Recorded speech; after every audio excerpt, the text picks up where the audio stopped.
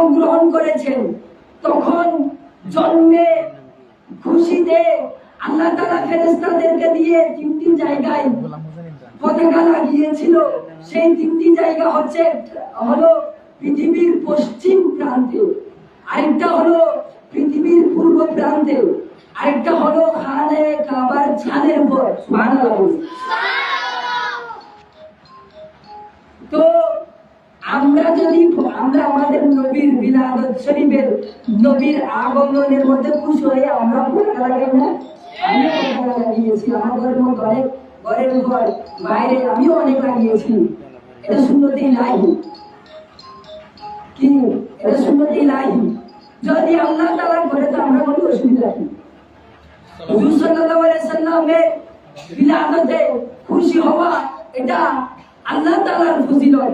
যে কোরআনের মধ্যে সূরা ইউনূসের মধ্যে আছে, সূরা ইউনূসের 58 নম্বর আয়াতের মধ্যে আল্লাহ তাআলা বলেছেন যে কুল আউযু বিল্লাহি মিনাশ শাইতানির রাজীম বিসমিল্লাহির রহমানির রহিম কুল বিফাদলিল্লাহি ওয়া বিরহমাতিহি ফাবিযালিকা ফালইফরাহু হুয়া খায়রুম মিম্মা ইয়াজমাউন।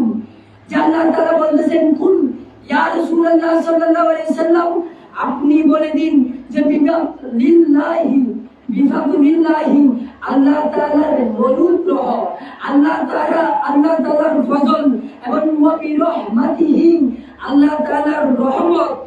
কিতাবের মধ্যে আছে যে ফাদলিল্লাহি মানে কি, ওয়া বিরহমাতি মানে কি। কিতাবের মধ্যে আছে, তাফসীরকার আরবগণ বলেছে যে ফাদলিল্লাহি দ্বারা মুরাদ হচ্ছে কালামুল্লাহ। ফাদলিল্লাহি মানে কি? কালামুল্লাহ। কালামুল্লাহ মানে কি? কুরআন মাজিদ।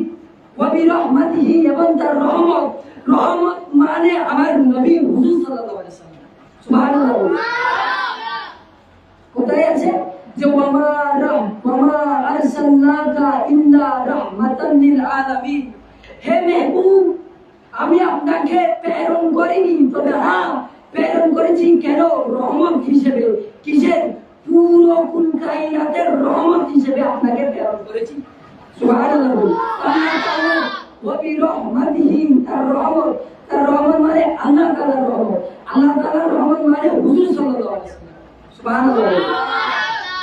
তো হুজুর সাল্লাল্লাহু আলাইহি সাল্লাম এবং আল্লাহ তাআলার কালামুল্লাহ শরীফ এবং হুজুর সাল্লাল্লাহু আলাইহি সাল্লাম মানে তার রহমত মানে হুজুর সাল্লাল্লাহু আলাইহি সাল্লাম। যে এই দুইটা রহমত তোমাদের জন্য হয়েছে, অতঃপর ফাবিযালিকা ফালইফরাহু, যে সেটার জন্য, অর্থাৎ এই কুরআন এবং আমার নবীর জন্য তোমরা যেন কি করো? ফালইফরাহু, তারা যেন খুশি উদযাপন করে। কি করে? খুশি উদযাপন করা মানে ঈদে মিলাদ করা। সুবহানাল্লাহ। এটা আমরা করতেছি, হুজুর সাল্লাল্লাহু আলাইহি সাল্লামের আলোচনা করতেছি, এটাই খুশি। সুবহানাল্লাহ। হাদিসে পাকের মধ্যে আছে যে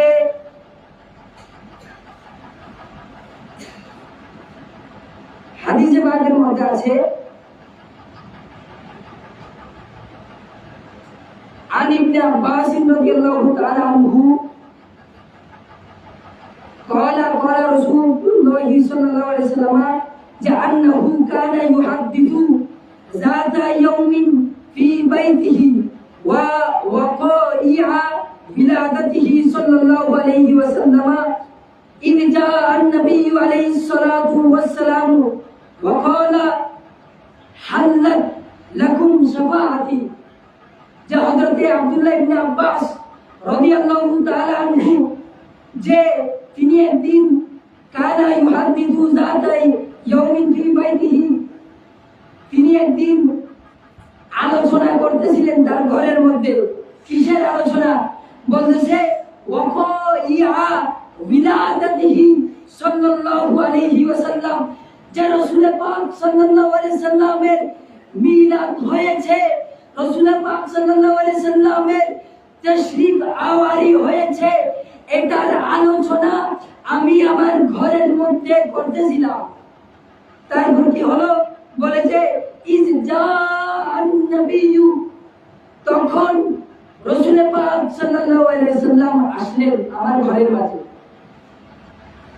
আসার পরে বলতেছেন ওয়াকালা, কলার ভাই রাসূল পাক সাল্লাল্লাহু আলাইহি সাল্লাম, রাসূল পাক সাল্লাল্লাহু আলাইহি সাল্লাম বলছেন যে হাল্লাত লাকুম শাফাআতি। হে আব্দুল্লাহ ইবনে আব্বাস, তোমরা যারা শুনতেছো যে আমার মিলাদের আলোচনা করতেছো, যে হাল্লাত তোমাদের জন্য হালাল হয়ে যাক, যে লাকুম শাফাআতি তোমাদের জন্য আমার শাফাআত হালাল হয়ে যাক। সুবহানাল্লাহ। অর্থাৎ যে তোমরা আমার ঘরের মধ্যে আমার মিলাদ সম্পর্কে আলোচনা করতেছো, এর বিনিময়ে আমি তোমাদের জন্য হালাল করে দিয়েছি যে কিয়ামতের ময়দানের মধ্যে আমি তোমাদের জন্য শাফাআতকারী হিসেবে হব। সুবহানাল্লাহ। আমার নবী আমাদের জন্য সুপারিশ করবে। তাহলে এই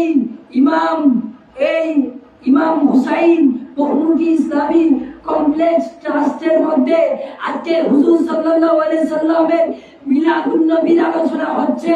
তো আমাদের জন্য হুজুর সাল্লাল্লাহু আলাইহি সাল্লামের শাফাআত সাব্যস্ত হয়ে যাবে। সুবহানাল্লাহ। আমরা এটা ইয়াকিন রাখতে পারি যে আমাদের জন্য হুজুর সাল্লাল্লাহু আলাইহি সাল্লাম শাফাআত করবে। সুবহানাল্লাহ।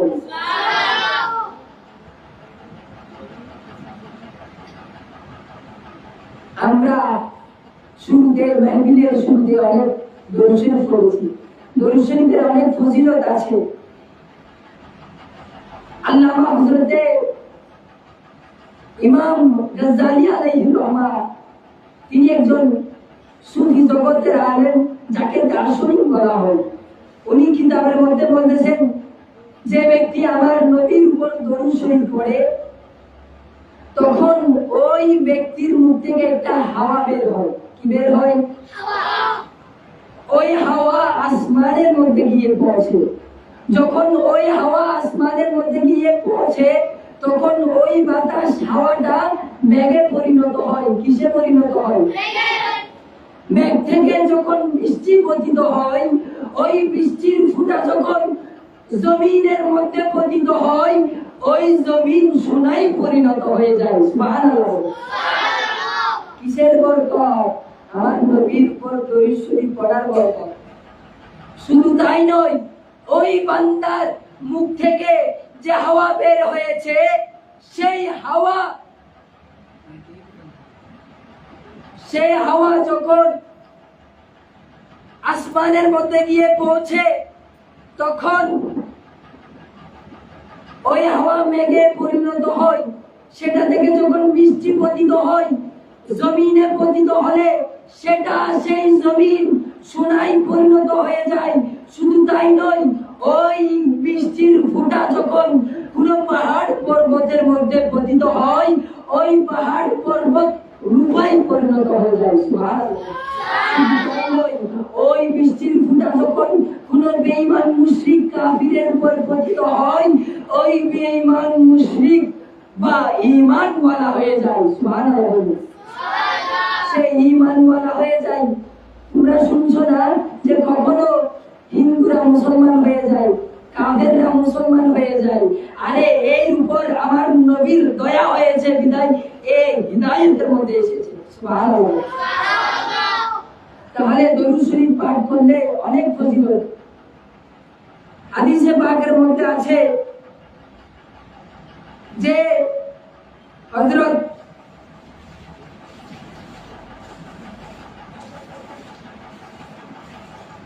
আনাস ইবনে মালিক রাদিয়াল্লাহু তাআলা আনহু থেকে বর্ণিত,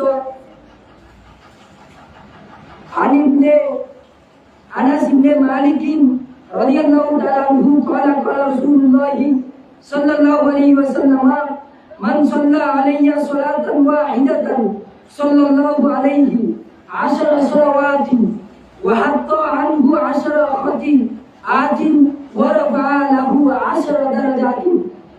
যে হযরতে আনাস ইবনে মালিক রাদিয়াল্লাহু তাআলা আনহু থেকে বর্ণিত যে রাসূল পাক সাল্লাল্লাহু আলাইহি ওয়াসাল্লাম ইরশাদ করেন যে মান সাল্লা আলাইয়া সালাতান ওয়াহিদাতান, সালাত শব্দ যখন আমার নবীর সাথে লাইক হয়, তখন সেই সালাতের অর্থ দরুদ শরীফের অর্থ হয়।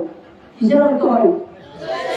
মান সাল্লা আলাইয়া সালাতান ওয়াহিদাতান, যে ব্যক্তি আমার নবীর উপর একবার দরুদ শরীফ পাঠ করবে, যে সাল্লাল্লাহু আলাইহি আশরা সালাওয়াতিন, আল্লাহ তাআলা ওই ব্যক্তির উপর 10 বার রহমত করবে। সুবহানাল্লাহ। শুধু তাই নয়, ওয়াহাবতু আনহু আশরা খতিয়াতিন, আল্লাহ তাআলা ওই ব্যক্তির 10টি গুনাহকে মাফ করে দিবেন। সুবহানাল্লাহ। আমরা অনেক দরুদ শরীফ পাঠ করে থাকি, আমরা রাত দিন হুজুর সাল্লাল্লাহু আলাইহি সাল্লামের উপর দরুদ শরীফ পাঠ করে থাকি। এটা কিসের সুন্নাত? আর এটা সুন্নাতে ইলাহি। আল্লাহ তাআলা বলেন যে ইন্নাল্লাহা ওয়া মালাইকাতাহু ইউসাল্লুনা আলান নবী ইয়া আইয়ুহাল্লাযীনা আমানু সাল্লু আলাইহি ওয়া সাল্লিমু তাসলিমা। সুবহানাল্লাহ। তাহলে দরুদ শরীফ পাঠ করা এটা সুন্নাতে ইলাহি। এবং শুধু তাই নয়, এবং হাদিসে পাকের মধ্যে আছে যে ওয়ারাফা লাহু আশরা দারাজাতিন, যে ওই ব্যক্তি যে আমার নবীর উপর একবার দরুদ শরীফ পাঠ করে তার জন্য আল্লাহ তাআলা 10টি মর্যাদাকে বুলন্দ করে দেন। সুবহানাল্লাহ। তাহলে দরুদ শরীফ পাঠ করলে অনেক ফজিলত। সালাতু ইয়া রাসূলুল্লাহ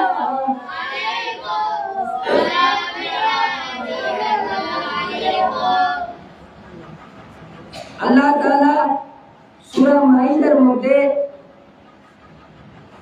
ইরশাদ করতেছেন যে বিসমিল্লাহির রহমানির রহিম, সূরা মাইদার 15 নম্বর আয়াত, কদ জাআকুম মিনাল্লাহি নূরুন ওয়া কিতাবুম মুবিন। আল্লাহ তাআলা বলতেছেন কদ জাআকুম, নিশ্চয় তোমাদের মাঝে এসেছে, মিনাল্লাহি, আল্লাহ তাআলার পক্ষ থেকে তোমাদের মাঝে এসেছে নূর, একটি নূর, ওয়া কিতাবুম মুবিন, এবং সুস্পষ্ট একটি কিতাব। কিতাবের মধ্যে আছে বিভিন্ন যত তাফসীর কারকগণ আছেন, তাফসীরে জালালাইন, যত তাফসীরে খাজেন, বিভিন্ন ধরনের যত তাফসীর কারকগণ আছেন, তারা বলতেছেন যে এখানে নূর দ্বারা মুরাদ হুজুর সাল্লাল্লাহু আলাইহি সাল্লাম। সুবহানাল্লাহ। নূর মানে হুজুর সাল্লাল্লাহু আলাইহি সাল্লাম, আর কিতাবুল মুবিন মানে কালামুল্লাহ শরীফ, আমাদের কোরআন মাজিদ।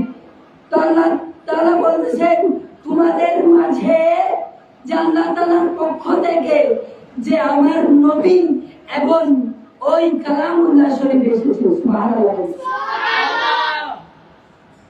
তো এই মাসের মধ্যে আল্লাহ তাআলা আমাদের যে রহমাতুল লিল আলামিন নবী, যিনি উম্মতের কান্ডারি নবী, যিনি উম্মতের কষ্ট পড়া সহ্য করতে পারেন না, যিনাকে কষ্ট দিলেও যিনি বুকে জড়িয়ে নেন, সেই কামলিওয়ালা নবী, সে রউফুর রহিম আমাদের মাঝে এই মাসের মধ্যে খুশি করেছেন। সুবহানাল্লাহ। এবং একটা মুসান্নাফে আব্দুর রাজ্জাক কিতাব আছে, সেখানে হযরতে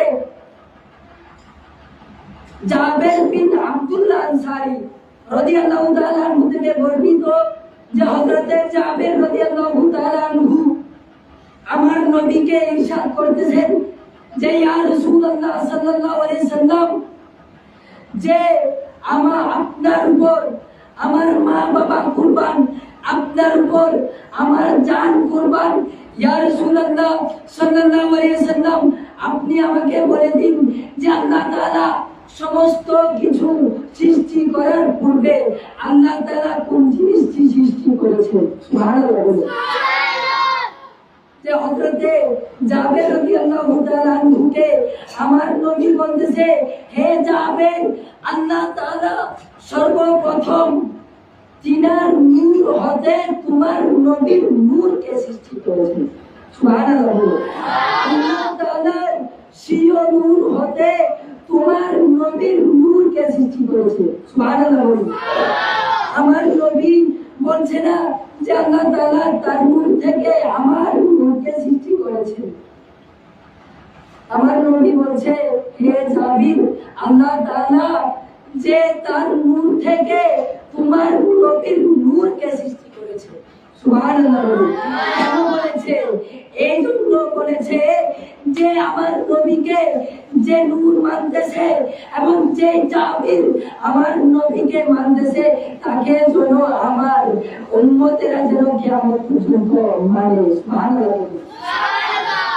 এবং সেই নূরে মুহাম্মদ সাল্লাল্লাহু আলাইহি সাল্লাম আল্লাহ তাআলা যখন সৃষ্টি করলেন তখন কোন লৌহে কলম, লৌহে মাহফুজ, আরশ কুরসি, কলম, জিন, ইনসান কোনো কিছু ছিল না, কেবলমাত্র আল্লাহ তাআলা এবং আল্লাহ তাআলার ওই নূরে মুহাম্মদী সাল্লাল্লাহু আলাইহি সাল্লাম পুরো জগতের মধ্যে বিচরণ করেছিল।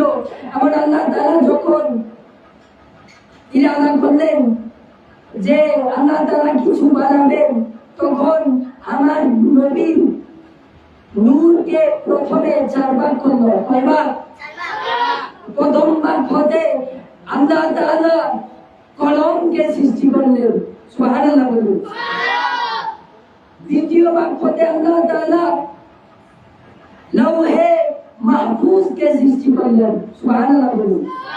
তৃতীয় ভাগ হতে আল্লাহ তাআলা আরশে আজিমকে সৃষ্টি করলেন। সুবহানাল্লাহ বলুন। চতুর্থ ভাগকে আবার পুনরায় 4 ভাগ করলেন। সেই প্রথম ভাগ হতে আল্লাহ তাআলা আরশে আজিম বহনকারী ফেরেশতাদেরকে সৃষ্টি করলেন। সুবহানাল্লাহ বলুন। দ্বিতীয় ভাগ হতে আল্লাহ তাআলা কুরসিকে সৃষ্টি করলেন। সুবহানাল্লাহ বলুন। তৃতীয় ভাগ হতে আল্লাহ তাআলা অন্যান্য ফেরেশতাদেরকে সৃষ্টি করলেন। সুবহানাল্লাহ বলুন। চতুর্থ ভাগকে আল্লাহ তাআলা আবার পুনরায় 4 ভাগ করলেন। সেই 4 ভাগ হতে প্রথম ভাগ থেকে আল্লাহ তাআলা আসমানকে বানালেন। সুবহানাল্লাহ বলুন। দ্বিতীয় ভাগ হতে আল্লাহ তাআলা জমিনকে বানালেন। সুবহানাল্লাহ বলুন। তৃতীয় ভাগ হতে আল্লাহ তাআলা জান্নাত এবং জাহান্নামকে সৃষ্টি করলেন। সুবহানাল্লাহ বলুন। চতুর্থ ভাগকে আল্লাহ তাআলা আবারও 4 ভাগ করেছেন। প্রথম ভাগ হতে আল্লাহ তাআলা মুমিন বান্দার চোখের নূরকে সৃষ্টি করলেন। সুবহানাল্লাহ। দ্বিতীয় ভাগ হতে আল্লাহ তাআলা মুমিন বান্দার কলবের নূরকে সৃষ্টি করেছেন। সুবহানাল্লাহ। তৃতীয় ভাগ হতে আল্লাহ তাআলা মুমিন বান্দার ভালোবাসার নূরকে সৃষ্টি করেছেন। সুবহানাল্লাহ। চতুর্থ ভাগকে আল্লাহ তাআলা আবার পুনরায় 4 ভাগ করে পর্যায়ক্রমে যা যা যা যা সৃষ্টি করার দরকার সব কিছু আল্লাহ তাআলা আমার নবীর ওই নূর থেকে সৃষ্টি করেছে। সুবহানাল্লাহ। তাহলে বোঝা যাচ্ছে হুজুর সাল্লাল্লাহু আলাইহি সাল্লামের নূর থেকে সমস্ত জগৎ সৃষ্টি হয়েছে। সুবহানাল্লাহ।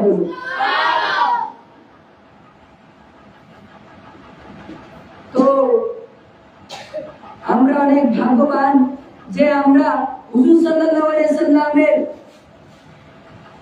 মিলাদ শরীফ উদযাপন করতেছি। আজকে মনে হয় 5 রবিউল আউয়াল। এখানে হয়তো আরবির রাতের হিসাব হয়, অর্থাৎ রবিউল দিন এমনি আজকে আছে দিন 5 রবিউল আউয়াল। আজকে যখন চাঁদ উদিত হবে কিছুক্ষণ পর তখন 6 রবিউল আউয়াল হবে। তো সেই হিসাবে আজকে এখানে 6ষ্ঠ দিবস। তো আমরা অনেকে বলে যে আমরা মিলাদুন নবী আসলে তো খুশি কেন হই? আরে খুশি হওয়া এটা অনেকের সুন্নত, এটা আল্লাহ তাআলার সুন্নত। আল্লাহ তাআলা নিজে কোরআনে পাকের মধ্যে বলেছে যে আমি সূরা ইউনূসের 58 নম্বর আয়াত বলেছিলাম, কুল বিফাদলিল্লাহি ওয়া বিরহমাতিহি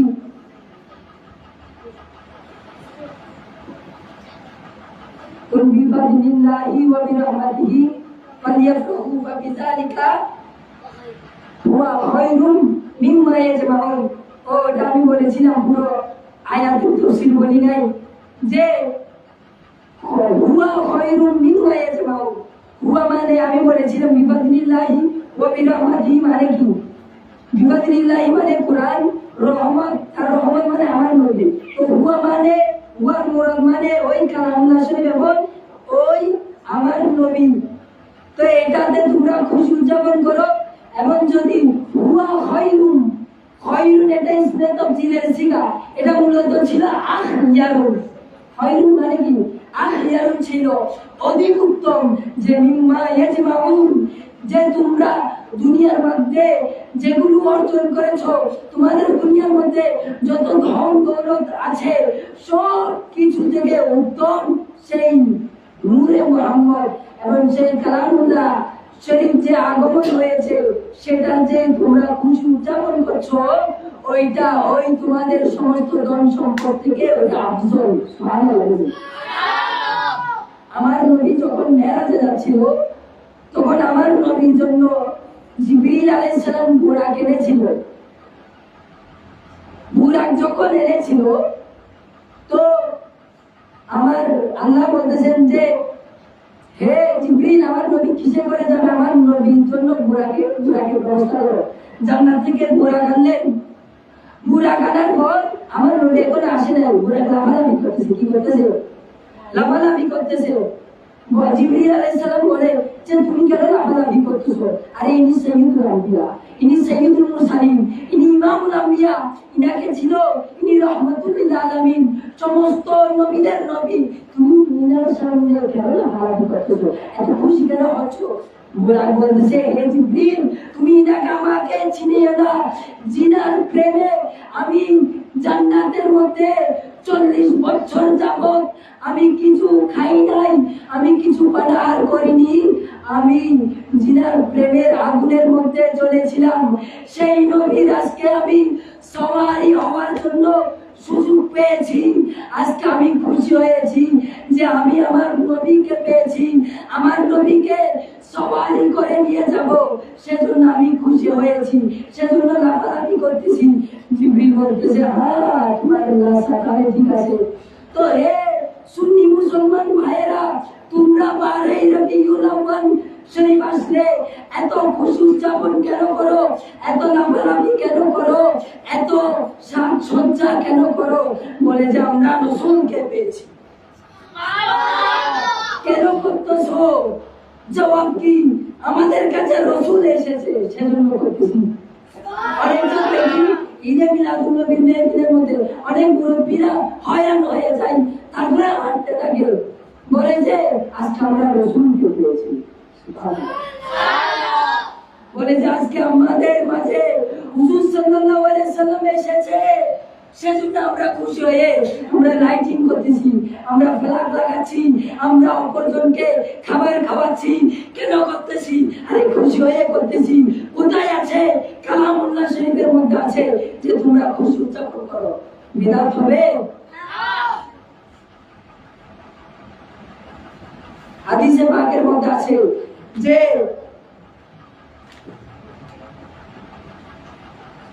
قال رسول الله صلى الله عليه وسلم زينوا مجالسكم بالصلاة علي فإن صلاتكم على نور لكم يوم القيامة। যে রাসূল পাক সাল্লাল্লাহু আলাইহি সাল্লাম বলেছেন যে যাইনু, তোমরা সজ্জিত করো। যাইনু মানে কি করো? তোমরা সাজাও। কি সাজাও?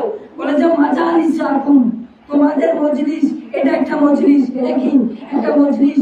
তোমাদের মজলিস সমূহ যেখানে আল্লাহ রাসূলের মিলাদ হয়, যেখানে রাসূল সাল্লাল্লাহু আলাইহি সাল্লামের মিলাদ সম্পর্কে আলোচনা হয়, সেই মজলিস সমূহকে সাজাও। কি দ্বারা?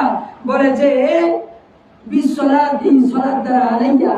আমি বলেছিলাম সালাত যদি আমার নবীর সাথে লায়েক হয়, তখন সেটা দরুদ শরীফের অর্থ হয়। তো তোমরা সাজাও যে আমার উপর দরুদ শরীফ পাঠ করে। তার মানে আমরা বিভিন্ন মজলিসের মধ্যে আমরা এখানে দরুদ শরীফ পাঠ করে নিই। এটা তাহলে হাদিসে পাকের মধ্যে আছে যে সেখানে দরুদ শরীফ পাঠ করে তোমরা তোমাদের মজলিসকে, তোমাদের মেহফিলকে সৌন্দর্য মণ্ডিত করো, সৌন্দর্য করো। কোথায় আছে? হাদিসে পাকের মধ্যে আছে। কেন? বলে যে ফাইন্না সালাতাকুম, কেননা যে তোমরা দরুদ শরীফ পড়েছো, এটা নূর লাকুম, তোমাদের জন্য নূর হবে। আরে কোথায় হবে? বলে যে ইয়াউমাল কিয়ামাতি, কিয়ামতের দিন, যে তোমরা আজকে বসে বসে দরুদ শরীফ পাঠ করতেছো, সেই দরুদ শরীফ গুলো কাল কিয়ামতের ময়দানের মধ্যে তোমাদের জন্য নূর হবে। সুবহানাল্লাহ, আল্লাহু আকবার, আল্লাহু আকবার। সালাতু ইয়া রাসূলুল্লাহ।